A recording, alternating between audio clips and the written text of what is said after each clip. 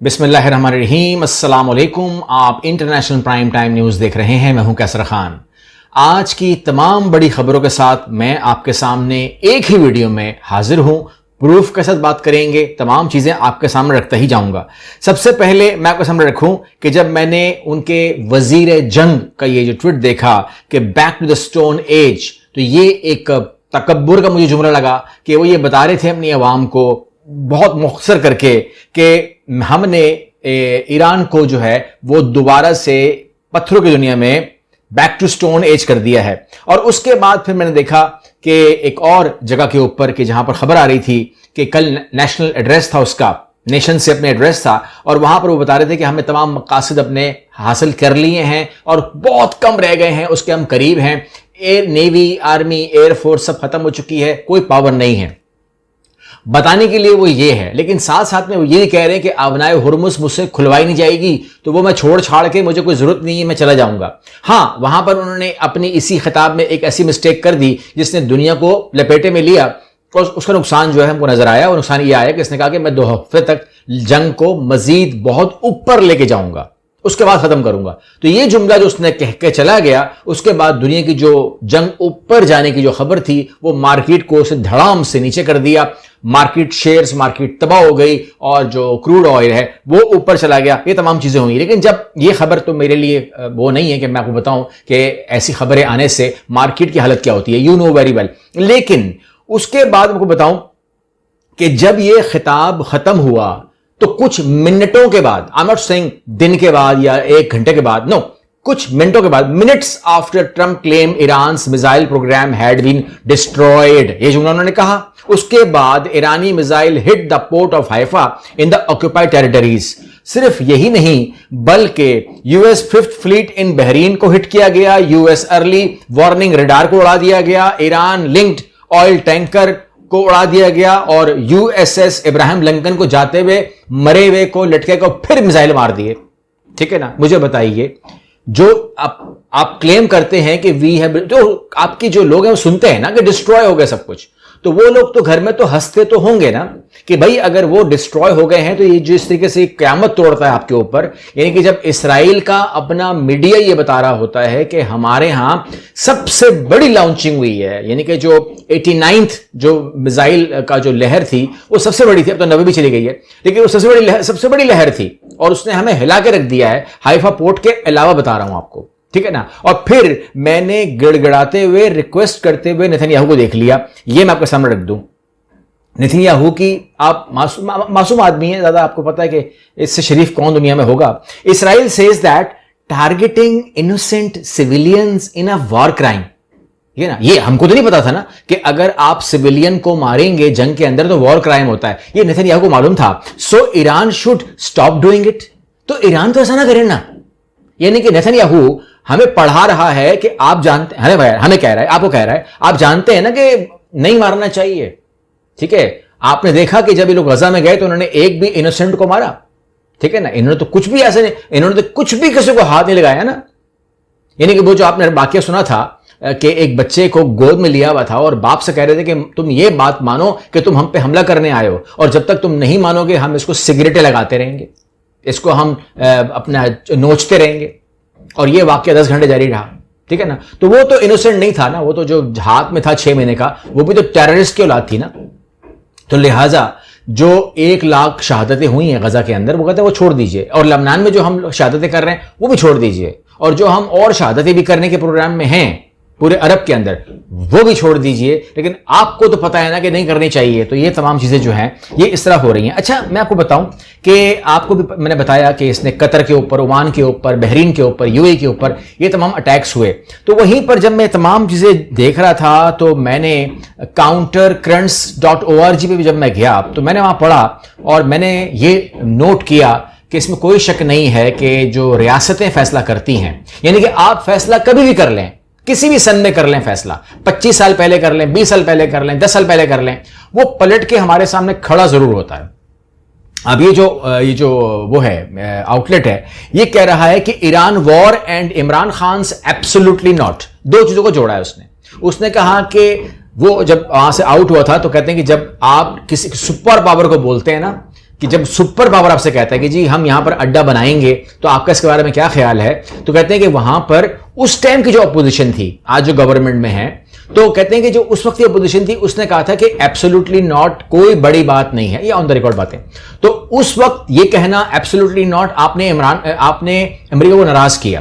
اب امریکہ کو ناراض کیا یا خوش کیا، اس میں کیا فائدہ کیا نقصان ہوتا ہے یہ آپ بہتر جانتے ہیں، میں اس پہ ڈیبیٹ میں نہیں جاؤں گا. میرا مسئلہ وہ نہیں ہے. میرا مسئلہ یہ ہے کہ یہ جو آرٹیکل ہے یہ کور یہ کر رہا ہے کہ اگر آپ ایبسولوٹلی ناٹ نہ کہتے اور آپ کہتے کہ اڈا بنا لو، کیونکہ آپ عراق سے، آپ افغانستان سے باہر آ گئے ہو، آپ اڈا بنا لو، تو آج وہ اڈا ہوتا، ایبسولوٹلی یس ہو جاتا، یہ اڈا ہوتا. تو اگر اڈا ہوتا تو کیا ہوتا، یہ اس پر ہے. تو اس میں وہ کہہ رہے ہیں کہ اگر اڈا ہوتا تو 100% ایران پوچھتا نہیں، ایران وہی کرتا جو اس نے یو اے ای میں کیا ہے، جو قطر میں کیا ہے، جو کویت میں کیا ہے، جو سعودی میں کیا ہے، جو عمان میں کیا ہے، جو بحرین میں کیا ہے، وہی کرتا، وہ اٹیک کرتا اس اڈے کے اوپر. اور پاکستان کا بیہیویئر اس طرح نہ ہوتا کہ جو مڈل ایسٹ کا بیہیویئر ہے. تو ہمارے لیے یہ ایک ایسی جنگ ہوتی جو آج کی تاریخ چل رہی ہے. 2 اپریل میں پاکستان ایک فل فلیج وار کے اندر ہوتا جو کہ اتحادی ہوتا یو ایس اے کا، سمپل سی بات ہے، اور ہم ایران کے ساتھ لڑ رہے ہوتے. سینیریو ہی بدلا ہوا ہوتا 2 اپریل 2026 کا. یہ سینیریو ہی نہیں ہوتا، یہ رپورٹ کر رہا ہے. تو ہمارے ریاستوں کے فیصلے جب بھی ہوتے ہیں وہ ہمارے سامنے ضرور آتے ہیں، اور اس کے اندر میں کہتا ہوں کہ جو ریاست کی جو ہم کہتے ہیں نا کہ جو اس کی اہمیت ہے وہ مقدم ہونی چاہیے. اب جو فیصلے بھی ہو رہے ہیں یا جو ہوں گے اس میں اللہ کرے کہ پاکستان کا فائدہ جو ہے وہ مقدم رکھا جائے. ہمیشہ یہ دعا کرتے ہیں، اس دعا کے ساتھ ہمیں نہیں پتا کیا فیصلے ہو رہے ہیں، لیکن جو بھی ہو رہا ہے دعا کرتے ہیں کہ یہ پاکستان کے لیے اور اس کی مفاد میں اللہ بہتر کر دے. یہاں پر ایران خود کو طاقتور سمجھ کر مذاکرات سے انکاری ہے، یعنی کہ وہ جس کو آپ کہہ رہے ہیں کہ آپ ختم ہو چکے ہیں، اس کے بارے میں آپ کی انٹیلیجنس رپورٹ کہتی ہے کہ وہ تو مذاکرات ہی نہیں کرنا چاہ رہا آپ سے، کیونکہ وہ سمجھتا ہے کہ میں تو ون کنڈیشن کے اوپر ہوں. وہ تو یہ سمجھ رہا ہے، اور وہ کیا غلط سمجھ رہا ہے کہ اگر وہ یہ سمجھ رہا ہے کہ آپ جنگ چھوڑ کے جا رہے ہو، اور آپ جنگ چھوڑ کے کیوں جا رہے ہو اس کے اوپر تو 100 چیزیں جو نظر آ رہی ہیں. ٹھیک ہے نا، وہ ایک تو آپ کی عوام سڑکوں پر ہے، آپ کا اپنا رجیم چینج ہونے والا ہے. ٹھیک ہے نا، یہاں ایران میں تو کوئی رجیم کا مسئلہ ہی نہیں ہے، سمپل سی بات ہے. وہاں تو کوئی چیف آف آرمی اسٹاف کا مسئلہ ہی نہیں ہے، یہاں تو کوئی نیوی کا انچارج وہ والا مسئلہ ہی نہیں ہے. لیکن آپ کے ہاں رجیم چینج ہوتا نظر آ رہا ہے آپ کو، کیونکہ وہاں پر پیسوں کا کھیل ہے، آئل کا کھیل ہے، بہت سارے کھیل ہیں.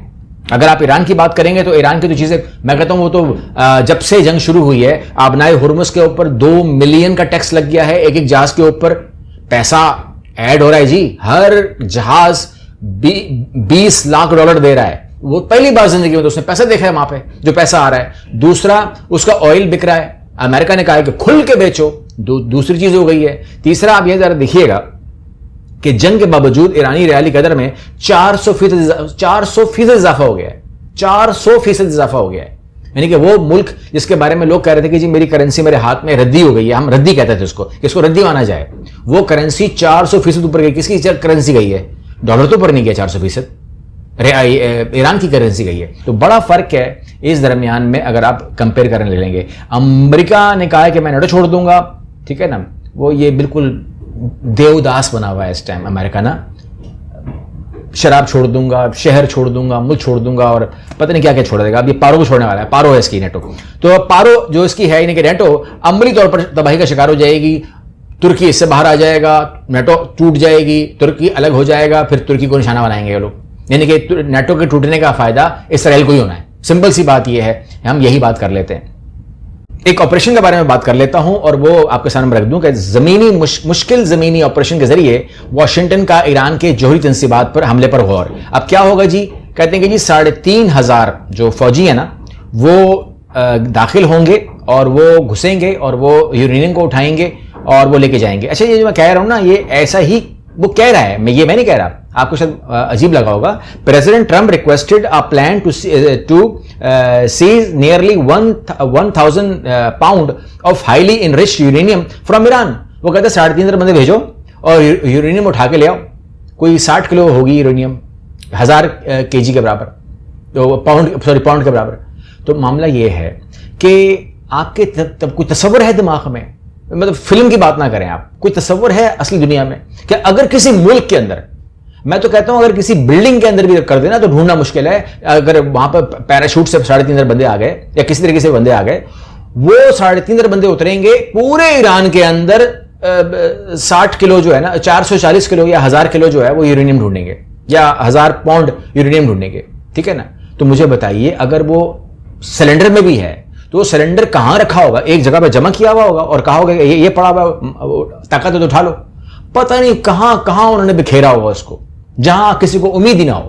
ٹھیک ہے نا. انہوں نے کون سے پلانٹ میں رکھا ہوگا. تو لہٰذا یہ میرے لیے بہت ہی شاکنگ, بہت ہی حیرت انگیز ہے کہ جب یہ اس قسم کے فیصلے کرتے ہیں کہ جو سمجھ سے باہر ہوتے ہیں. آگے بڑھتے ہیں جی. ایرانی حکمت عملی کے پیچھے روس کے پوشیدہ ہاتھ کا امکان مسترد نہیں کرتے برطانیہ.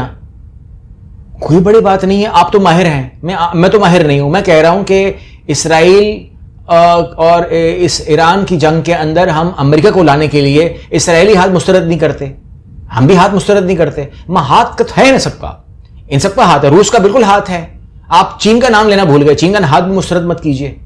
2-3 ملک اور بھی ہیں, ان کا نام بھی کو لینا چاہیے, ان کا ہاتھ بھی مسترد مت کیجیے. ہم کو پتا ہے, آپ کو نہیں پتا, ہم تو ماہر بھی نہیں, آپ تو ماہر ہیں. تو لہٰذا ہاتھ ہر ایک کے پیچھے ہر ایک کا لگا ہوا ہے. اب یہاں پر میں خبر پڑھتا ہوں, عالمی برادری آبنائے ہرمز کھلوانے کے لیے ایران کے خلاف فیصلہ کن کارروائی کرے اماراتی وزیر پیٹرولیم. اچھا, یہ جب خبر آتی ہے نا کہ پوری دنیا جو ہے نا وہ ایک بار یہ ہلہ بول دے اور آبنائے ہرمز کھلوا لے, اس کے بارے میں کیا سٹیٹمنٹ ہے؟ اگر میں مشیر سپریم لیڈر کی بات کروں, وہ کہتا ہے پوری دنیا بھی جمع ہو جائے. ٹھیک ہے, یعنی کہ ابھی تو امریکہ کوشش کر رہا ہے نا اور اسرائیل کوشش کر رہا ہے, پوری دنیا بھی جمع ہو جائے تو آبنائے ہرمز نہیں کھلوا سکتے. اگر ہے ہمت تو آ جاؤ کر کے دیکھ لو. یہ وہ بندہ بات کر رہا ہے, یعنی کہ یہ وہ ملک بات کر رہا ہے جس کے بارے میں آپ کہہ رہے ہو کہ نہ اس کی نیوی ہے آج, نہ اس کی ایئر فورس ہے, نہ اس کے پاس کچھ بھی نہیں ہے. اس کے پاس وہ کہہ رہے کہ ہے نہیں ہے ہمارے پاس کچھ بھی, آپ کھلوا لو. تو اگر آپ یہ بلیو کرتے ہو کہ اس کے پاس واقعی کچھ نہیں ہے, اگر آپ اپنی عوام کو بیوقوف نہیں بنا رہے ہو تو کھلوا لو, پھر مسئلہ کیا ہے؟ اب آپ کہتے ہیں کہ وہ جو 3500 اتریں گے, ٹھیک ہے نا, ہالی ووڈ کمانڈو, جب وہ اتریں گے تو وہ یورینیم ڈھونڈیں گے, تو ان کا انجام مطلب کیا اریسٹ کرنا ہے ان کو, یا ان کی صرف ٹانگیں کاٹنی ہیں؟ کیونکہ جس طریقے سے انہوں نے پلاننگ کی تھی, پہلے انہوں نے کہا تھا کہ اس کو اریسٹ کریں گے, ایران نے سوچا تھا, پھر انہوں نے کہا نہیں یار کام کریں گے, اریسٹ تو کریں گے لیکن ٹانگیں بھی کاٹیں گے. اب انہوں نے ایک نیا بیان دے دیا, کہتے ہیں اگر دشمن زمینی کارروائی کی کوشش کرے تو ان میں سے ایک بھی زندہ واپس نہیں جانا چاہیے. ٹھیک ہے نا. یہ ہمیشہ وہ کرتے ہیں ایرانی کہ وہ جتنے بھی ان کے وہ ہوتے ہیں نا, ابھی ایک خط بھی نکلا ہے, صدر کا خط بھی لکھا ہے اس نے, اور ایرانی صدر نے پہلی بار خطاب کیا ہے امریکن قوم سے خط کے ذریعے, اور وہ خط بہت مشہور ہو گیا, ان کے ٹویٹر ہینڈل پر موجود ہوگا, آپ پڑھ سکتے ہیں. وہاں پر انہوں نے بہت واضح طور پر کہا ہے کہ ایرانی عوام میرے لیے امریکی عوام ایسی ہی ہے جیسے میرے لیے ایرانی عوام ہے, کوئی فرق میں نہیں مانتا. ٹھیک ہے نا. لیکن وہ کہتا ہے کہ یہ جو فائلوں میں پھنسے ہوئے لوگ ہیں نا, ایپسٹین فائل کی جو ٹیم بیٹھی ہوئی ہے, یہ تباہ کر رہی ہے تم لوگوں کو. ہم تو کہہ رہے ہیں, وہ کہتا ہے کہ ہم تو کہہ رہے ہیں کہ زندگی بھر جنگ نہ کرنے کا معاہدہ کرتے ہیں, آئیے ٹیبل کے اوپر بیٹھیے. مگر یہ شرارتی, یہ شیطان کے پجاری جو ہیں وہ مانتے ہی نہیں ہیں, کیونکہ ان کو جنگ ہی سوٹ کرتی ہے, اور یہ باتوں میں آتا ہے اسرائیل کے, اور وہ جنگ مسدد کرتا ہے, اور آپ کے ملک میں نقصان ہوتا ہے اس کا, امریکہ میں نقصان ہوتا ہے اس کا. وہ 3% کے انٹرسٹ پہ تھا, آج 4.5% پہ آ گیا ہے. اب یہ جب میں بولتا ہوں 4.5% اور 1.5% کا فرق جو میں کہتا ہوں, یہ ٹریلین میں لے لیجیے گا اس کو, نہیں ٹریلین ڈالر کی بات کہانی ہے. تو یہ بہت بڑا فرق ہوتا ہے جو امپیکٹ ڈالتا ہے. لیکن ظاہر ہے آپ کہیں گے کہ وہ پھر یہ جو ایمریٹس کے جو وزیر ہیں وہ کیوں ایسا بول رہے ہیں؟ ظاہر ہے وہاں نقصان بہت شدید ہوا ہے, بہت نقصان ہوا ہے. اور وہ کیوں ہوا ہے؟ یعنی کہ اگر وہاں پر بھی کوئی پہلے دن ایبسولوٹلی ناٹ کہہ دیتے, ٹھیک ہے نا, فوجی اڈا نہیں بنتا, فوجی نہیں اڈا بنتا تو سوال ہی پیدا نہیں ہوتا کہ وہاں پر ایران میزائل مارتا. ٹھیک ہے نا. اور چونکہ وہاں پہ فوجی اڈے تھے اور وہاں پر میزائل چل رہے ہیں, مزید وہ ماریں گے جب تک یہ امریکن وہاں سے وائنڈ اپ نہیں کر دیتے.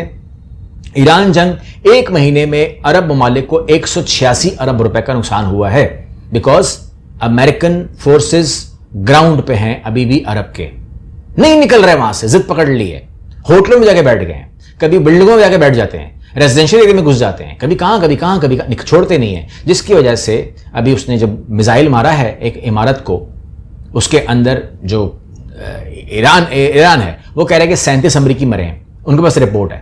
ٹھیک ہے نا. وہ کہتے ہیں نہیں جی ایک بھی نہیں مرا, زخمی بہت ہوئے ہیں, 6 منزلہ بلڈنگ کولیپس کی ہے, اور کہہ رہا ہے کہ جی ایک بھی نہیں مرا. اسی لیے ایرانی نے ایک ٹویٹ آئی تھی وہاں سے ان کے وزیر کی کہ آپ ایک کام کریں, آپ فون کر کے چیک کر لیں, اگر فون اٹھا لے تو زندہ امریکن ہوگا, اگر نہیں اٹھائے تو کاؤنٹ کر لینا کتنوں فوجیوں نے فون نہیں اٹھایا. جو فون نہیں اٹھائیں گے وہ مر چکے ہیں. اگلی ویڈیو ملتے ہیں. اللہ حافظ.